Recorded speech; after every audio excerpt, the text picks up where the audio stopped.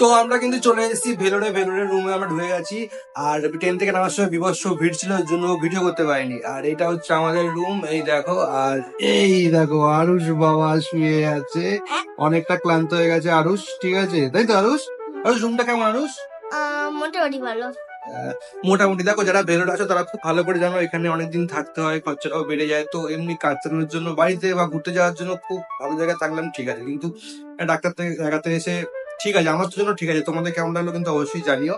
এই যে হচ্ছে রুমটা, দেখে নাও তোমরা। এখানে জল থল থাকবে এখানে। এই হচ্ছে রুম, এই খাট, ঠিক আছে। টিভিও আছে একটা। আর এখানে বাথরুমও আছে, বাথরুমটা খুব ভালো। এই দেখো বাথরুমে এখানে আছে, এখানে সাবান রাখার জায়গা, বেসিন আর কাঁচ রয়েছে, ঠিক আছে। তো আমার তো কাজ চালানোর জন্য ভালোই লেগেছে, খুব একটা খারাপ না। তোমাদের কেমন লাগলো অবশ্যই জানিও। আরুষ টাটা করে দাও। আরুষ ক্লান্ত হয়ে গেছে, আমরাও খুব ক্লান্ত, এখন একটু ঘুমাতে হবে। চলো টাটা।